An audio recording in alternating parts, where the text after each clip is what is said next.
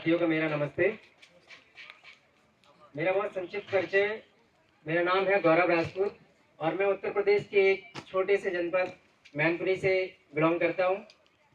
व्यवसाय से मैं एक शिक्षक हूँ, मार्शल आर्टिस्ट हूँ और खेलो इंडिया से ऑफिशियल कोच हूँ मार्शल आर्ट से। मुझे जनता संस्कार मोर्चा से जुड़े हुए लगभग 1 साल होने जा रहा है, क्योंकि मेरा कोई किसी रेफरेंस से नहीं जुड़ पाया था। मैं सिर्फ सोशल मीडिया पे एक बार यूं ही स्क्रॉल कर रहा था और अचानक से डॉक्टर साहब का एक शॉर्ट वीडियो था, हमारी आंखों के सामने आ गया और मेरी वहीं पर नज़र रुक गई और मेरा ध्यान एकदम से एकाग्र हो गया उस जगह पे, क्योंकि मुझे कुछ ऐसा कंटेंट मिला था। शायद मैं उसकी तलाश में काफ़ी समय से भटक रहा था यहाँ वहाँ, और मैं जब रुका फिर मुझे क्यूरियोसिटी और ज़्यादा बढ़ी मेरी, तो फिर मैंने उसको देखा। उसके बाद मैंने जब पूरी प्रोफाइल को विज़िट किया, देन आफ्टर मैंने और वीडियोस देखे, तो फिर ये लगा कि हाँ, that is the place where मुझे जिसकी तलाश से वो जगह मिल गई और वो व्यक्ति मिल गया है, जहाँ पर मुझे अपने जो एम्स थे, जो गोल्स थे, जो समाज के लिए हमारी प्रेरणा थी, जिसको लेके मुझे काम करना था, वो मुझे यहाँ पे मिल गई थी। मार्गदर्शन मिल गया, एक तरह से इंस्पिरेशन मिल गया, तो मुझे फिर देर करना ही नहीं था, तो मैंने फॉलो भी कर लिया। और उसके बाद में जितना भी अपडेट्स था वो मुझे टोटली जो मिलता रहता था, मैं उसको फॉलो कर रहा था। साथ ही जैसे ही ट्रेनिंग आई पास में ही, मुझे पता लगा कि हमारे यूपी में ही अलीगढ़ में एक ट्रेनिंग होने जा रही है, तो मैंने बिना विलम्ब किए तुरंत नंबर जो दिया था कांटेक्ट किया और मैंने उस ट्रेनिंग को अटेंड किया। तो वहाँ जाकर जितना भी मेरे माइंड में जो भी डाउट्स थे, क्वेरीज थे, वो सारे के सारे क्लियर हो गए। और इतना होना मेरे लिए काफ़ी था, क्योंकि मुझे एक रास्ता मिल गया था कि इस तरह से हमें काम करने में आसानी होगी। और मैं वहाँ जब 3 दिन की ट्रेनिंग के बाद लौटा हूँ, तो मेरा इंटेंट था कि किन चीज़ों पे मैं वर्क कर सकता हूँ। सबसे पहले तो मैंने वो चीज़ देखी, क्योंकि मैं शिक्षा से बिलोंग एजुकेशन के फील्ड में जुड़ा हुआ था, तो मैंने ये देखा कि हमारे एजुकेशन सेक्टर में ऐसी क्या चीज़ आ रही है जो कहीं ना कहीं हमें डिस्टर्ब कर रही हो, जिसको हम ट्रैप हो रहे हैं सारे लोग। तो सबसे पहला मुद्दा आया अपार आईडी का। तो अपार आईडी के लिए आप लोगों में बहुत से लोग ऐसे होंगे जो लोग स्कूल से नहीं जुड़े हुए हैं, सिर्फ अपने बच्चे ही पढ़ा रहे हैं। क्योंकि मैं ऑलरेडी स्कूल रन कर रहा हूँ, संचालन कर रहा हूँ, तो मुझे लगा कि सबसे पहले मुझे आसानी से ये काम किया जा सकता है। तो मैंने उस पर सबसे पहले एक नोटिस डाला, पेरेंट्स मीटिंग ऑर्गेनाइज़ की। पेरेंट्स मीटिंग ऑर्गेनाइज़ करने के बाद में अपार आईडी का जितना भी प्रोज एंड कॉन्स थे जो डॉक्टर साहब के द्वारा बताए गए थे, बाकी मैंने भी एक अपनी आईडी बनाई आरटीआई पोर्टल पर। उसके बाद में मैंने आरटीआई अलग से कुछ क्वेश्चंस क्वेरीज थी उनको मैंने किया, और उसके विद इन 15 डेज उसका रिप्लाई आ गया। अपना मेरा आगरा यूनिवर्सिटी लगता है, डॉक्टर भीमराव अम्बेडकर यूनिवर्सिटी, वहाँ की आगरा यूनिवर्सिटी के लिए मैंने एक आरटीआई डाला, वहाँ से भी मैंने आरटीआई रिसीव कर लिया। तो जो हमारे पेरेंट्स थे उनको मैंने प्रॉपर डिटेल जो हो सकती प्रोज एंड कॉन्स जो थे वो मैंने सारे समझाए। देन आफ्टर पहले मैंने सारे पेरेंट्स को कन्विंस किया, समझाया उस चीज़ को, उन्हें बहुत अच्छे समझ में आया। जब मेरी बात उन्हें डिलीवर्ड हो गई, देन आफ्टर मैंने सोचा चलिए हमने अपने पेरेंट्स को कन्विंस कर लिया। मैं तो ऑलरेडी एक भी आईडी नहीं बना रहा था, बट उनका क्या, जो और भी स्कूल्स हैं तो उन तक कैसे पहुँचे। तो मैंने एक बहुत अच्छा काम पहले ये किया, एक ग्रुप बनाया पब्लिक स्कूल एसोसिएशन के नाम से पूरे ज़िले का। और हमने पहले ग्रुप बनाया, जिनको मैं जानता था उनको तो मैंने ऐड कर लिया, जिनके मैनेजमेंट को, प्रिंसिपल्स को और डायरेक्टर्स को जानता था। फिर मैं उनके साथ में उन्हें अपनी बात रिलेट करके, कनेक्ट करके बीएसओ ऑफिस जाता हूँ, डीआईओएस ऑफिस जाता हूँ, वहाँ से पूरे ज़िले की सारे स्कूल्स की लिस्ट निकलवाता हूँ एक। और जब मैंने वहाँ से लिस्ट निकलवाई तो मुझे ये पता लगा कि प्री नर्सरी से लेकर 8 तक के जो हमारे ज़िले में स्कूल्स थे वो थे 1800 स्कूल। एंड देन आफ्टर लगभग 350 स्कूल इंटर कॉलेजेस चल रहे थे। एंड डिग्री कॉलेजेस जो थे वो हमारे यहाँ पर 120 डिग्री कॉलेज ऑलरेडी रन कर रहे थे पूरे ज़िले में। जब हमारे पास लिस्ट आ गई तो मुझे ये आसान हो गया क्लासीफाई करने में कि मैं यहाँ यहाँ पहुँच सकता हूँ और इन लोगों के साथ अपनी बात शेयर कर सकता हूँ जो कि हमारे साथ जुड़ सकते हैं। फिर मैंने कुछ स्कूल्स को, ग्रुप्स को, मैनेजमेंट को बुलाकर मीटिंग की। सारे ग्रुप्स को, जितने भी जो हमारा एसोसिएशन का ग्रुप था, वहाँ मैं धीरे धीरे करके जुड़ा, स्कूल टू स्कूल लोगों के साथ गया। वीकली मैंने मीटिंग ऑर्गेनाइज़ की और मीटिंग ऑर्गेनाइज़ करने के साथ साथ स्कूल के मैनेजमेंट को साथ लिया। तो धीरे धीरे विद इन 24-25 डेज़ मैंने 319 कॉलेज स्कूल्स थे उनको जोड़ लिया। जिसमें आपके इंटर कॉलेजेस भी इंक्लूड थे, जिसमें प्री नर्सरी जो 8 स्कूल वो भी इंक्लूड थे, और डिग्री कॉलेज भी इंक्लूड थे। तो मैंने इन सारे स्कूल्स को ऐड किया। उसके बाद में फिर मेरा जो काम था वो ये था कि अब मुझे इन लोगों को कैसे रोकना है, पेरेंट्स को। तो फिर मैंने सारे स्कूल्स को भी बोला कि आप लोग भी अपनी पेरेंट्स मीटिंग ऑर्गेनाइज़ कीजिएगा।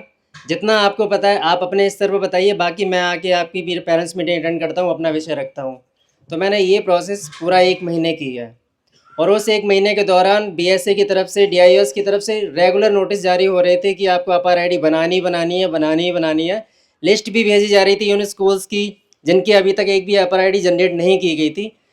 तो उस लिस्ट में हमारे स्कूल का नाम सबसे ऊपर आता ही आता था। एक चीज़ और साथ में हुई कि जब डिले हो गया, कुछ ज़्यादा डिले हो गया और स्कूल्स ने नहीं क्रिएट किया, तो डीएम ने आदेशित कर दिया, न्यूज़पेपर में बाकायदा प्रिंट भेज दिया गया, प्रिंट मीडिया के माध्यम से, कि जो भी स्कूल अपार आईडी क्रिएट नहीं करेगा उसकी मान्यता रद्द कर दी जाएगी। ये सबसे पहला नोटिस आया। तो जब ये नोटिस आया तो हमने ग्रुप में सर्कुलेट किया, और सारे विद्यालय ये चीज़ समझ रहे थे कि कहीं ना कहीं आज नहीं तो कल हमारे बच्चों के लिए नुकसानदायक है। बेशक मैं स्कूल चला रहा हूँ, मैं सारे बच्चों का बना दूंगा, लेकिन मेरे बच्चे भी तो किसी स्कूल में पढ़ रहे हैं, उनका क्या? उनके साथ भी वही होने वाला है जो इनके साथ होने वाला है। आप किसी के गवर्नमेंट के किसी प्रेशर में आप अपना काम कर सकते हैं? आपने बना के भेज दिया बिना कंसेंट लेटर के भी, बहुत सारे आपको पता है कि अपार आईडीज बनाएंगी, क्योंकि डॉक्यूमेंट्स ऑलरेडी स्कूल में अवेलेबल होते हैं। अपार आईडी के लिए जो रिक्वायर्ड डॉक्यूमेंट है अवेलेबल है, हमने बना दिया। हमने अपना टारगेट पूरा कर दिया, हमने शो कर दिया गवर्नमेंट को कि हमारा स्कूल का अपार आईडी फिनिश है, 100% डाटा आपका वो कर दिया, हमने फिनिश कर दिया। अब आती है बात, जैसे डीएम का आदेश आया तो हम लोग और ज़्यादा एक्टिव हो, क्योंकि चिंता का विषय हो गया कि जो लोग नहीं बनाएंगे वहाँ पर अपार आईडी, वो मान्यता रद्द कर दी जाएगी। तो सबसे पहला काम हमारा ये हुआ कि हमने सारे स्कूल्स ने जो भी हमारे अप्रोचेबल थे, क्योंकि एक स्कूल में मिनिमम 10 टीचर्स का स्टाफ होता ही होता है, तो हमने एक विषय रखा कि अपने 10 स्टाफ को एक दिन की छुट्टी कीजिएगा, और हम क्या करेंगे कि डीआईओएस का घेराव करेंगे और बीएसए का घेराव करेंगे। सबसे बड़ा काम ये कि आपने जितना भी स्टाफ है सबको लेके चलिए साथ में। हर मैनेजमेंट ने अपना यही काम किया, प्रिंसिपल ने, डायरेक्टर ने, और अपने अपने स्टाफ से लगभग उस टाइम पर 300 से प्लस टीचर्स जो भी रिप्रेजेंट कर रहे थे अपने अपने स्कूल्स को, तो वो वहाँ जाके हमने बीएसए का घेराव किया, उसके बाद में डीआईएस का घेराव किया, और हमने जो आरटीआईज मंगाई हुई थी और जो आप लोगों के माध्यम से ग्रुप्स पे जो भी हमारे पास थी वो हमने प्रिंट करके प्रॉपरली उनके सामने प्रेजेंट की। और क्वेश्चंस यही थे सिंपल, कि अगर ये मैंडेटरी नहीं है तो आप लोग हमें फोर्स कैसे कर सकते हैं? Simple, easy. और जो पेरेंट्स एग्री नहीं है तो हम उनको किसी भी हाल में उनकी अपार आईडी जनरेट नहीं कर सकते, ठीक है। और हमने आगरा यूनिवर्सिटी से भी जो आरटीआई मंगवाया हुआ था वो भी मैंने कॉपी वहाँ पे प्रेजेंट की, ठीक है। उन्होंने आश्वासित कर दिया, ठीक, इस विषय पे चर्चा करेंगे, डीएम साहब ने आदेश किया हुआ इस वजह से। तो हमने क्या किया, हमारे मैनपुरी में तिकोनिया पार्क है, तो हमने कहा यहाँ बात नहीं बनेगी, क्योंकि डीएम ने आदेशित किया तो ये लोग एक दूसरे के ऊपर डालने अधिकारी। तो हम लोगों ने जाके वहाँ पर सीधा जाके प्रदर्शन शुरू किया। नेक्स्ट डे से 3 दिन तक रेगुलर प्रदर्शन वहाँ पे किया, और डीएम को आके बात करनी पड़ी। और जब डीएम को आके बात करनी पड़ी तो हमारे सारे विषय थे, मैं हूँ, मेरे जैसे और भी लोग हैं, हमसे भी और भी बुद्धिजीवी गुरुजन थे, विषय उन्होंने समझा तो सपोर्ट किया, और सपोर्ट करने के साथ साथ उस विषय को जब रखा गया तो अगले ही दिन उन्होंने आश्वासित किया कि ठीक है, आप लोगों की मैंडेटरी नहीं है तो आप लोगों को अपार आईडी के लिए हम बाध्य नहीं करेंगे। अगले ही दिन न्यूज़पेपर में खबर आई थी कि अब बिना अपार आईडी जिन स्कूलों ने नहीं बनाई उनकी मान्यता रद्द नहीं की जाएगी। और ये हमारा पहला कदम था कि हमने इतना बड़ा आंदोलन छेड़ दिया, जिससे कि मुझे पता कि एजुकेशन फील्ड में मैनपुरी में इस बार भी हमारे पास अपार आईडी का नोटिस अभी भी आया, इस परसों ही आया था, लेकिन उनको पता है कि भेजने से कोई मतलब नहीं है, क्योंकि यहाँ पे आंदोलन खड़ा हो चुका है और बिल्कुल भी आने वाले टाइम में झुकने वाले नहीं है किसी भी तरह से। और दूसरा, जो हमारा मार्शल आर्ट्स के हमारे बच्चे जुड़े हुए हैं, मैं more then in the last 11 year जो मेरा स्पोर्ट्स का कैरियर है उसमें लगभग 8,500 से ज़्यादा बच्चों को मैं ट्रेनिंग दे चुका हूँ, जिसमें मेरे पास लगभग 300 प्लस बच्चे हैं जो नेशनल प्लेयर्स हैं। लगभग 80 बच्चे ऐसे होंगे जो भी न्यूली, इस साल हमारे पास 80 स्टूडेंट्स जो हैं, इसमें से 20 नेशनल और लगभग बाकी 60 स्टूडेंट्स हैं जो हमारे स्टेट्स खेल चुके हैं। और अभी तक मैं लगभग 5 स्टेट कंपटीशन और 2 नेशनल कंपटीशन अपने यहाँ पर ऑर्गेनाइज करवा चुका हूँ। एक मेरा टारगेट था, वो मैं भी शायद पहुँच नहीं पाया हूँ, क्योंकि मैंने 2018 में एक बहुत बड़ा मेगा डेमोन्स्ट्रेशन करवाया था। मैं चाहता था कि Guinness book of the world record मेरे हाथ आ जाए, मेरे नाम आ जाए। तो मैंने पूरे ज़िले में सारे स्कूल्स में, डिग्री कॉलेजेस में छात्राओं को, स्पेशली गर्ल्स को मैंने मार्शल आर्ट की ट्रेनिंग दी, सेल्फ डिफेंस की। और वहाँ हमने प्रयास किया था कि ज़्यादा से ज़्यादा बच्चे पहुँच पाएँ, क्योंकि अभी तक Guinness book of the world record सिर्फ 7000 का है, 7000 गर्ल्स का एक साथ का है। मैंने भी प्रयास किया था, ट्रेनिंग तो दिलवाई थी, लेकिन हम गैदरिंग जो कर पाए थे वो सिर्फ 4000 गर्ल्स की एक साथ कर पाए थे। तो 4000 गर्ल्स ने एक साथ वहाँ पर मेगा डेमोन्स्ट्रेशन किया था मैनपुरी में, जो अभी तक हमारे ज़िले के लिए भी इतिहास है। और मैं चाहता हूँ आगे हम कहीं ना कहीं इस रिकॉर्ड को तोड़ेंगे। अगर मुझे थोड़ी सी अनुमति हो तो मैं एक चीज़ और कहना चाहूँगा।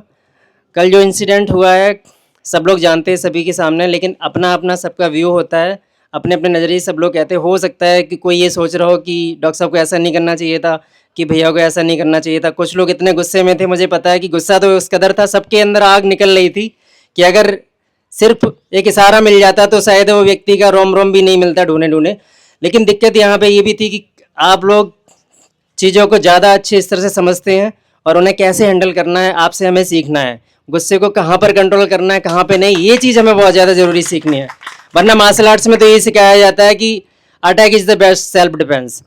हमारा जो अटैक करने का तरीका वो ही सेल्फ डिफेंस होता है, सबसे अच्छा। कोई हमें मारने है उससे पहले हम ही अटैक करके उसको ही मार देते हैं। और हमारे शास्त्र में भी लिखा है ना कि यदि तुम्हारे मरने से मैं जीवित रहता हूं ना तो तुम्हें मर जाना चाहिए। यही सेल्फ डिफेंस की लैंग्वेज है कि यदि तुम्हारे मरने से मैं जीवित रहता हूं ना तो तुम्हें मर जाना चाहिए। क्योंकि मैं किसी काम का हूं, तुम काम के होते ना तो तुम मेरे साथ चलते, और तुम काम के नहीं ना, इसलिए मेरे काम में बाधा डाल रहे हो। बस मैं इतना ही कहना चाहूँगा। बाकी बहुत बहुत धन्यवाद डॉक्टर साहब का, और आपका भी समय दिया मुझे। आगे मैं ऐसे ही प्रोसेस में लगा रहूँगा, करता रहूँगा।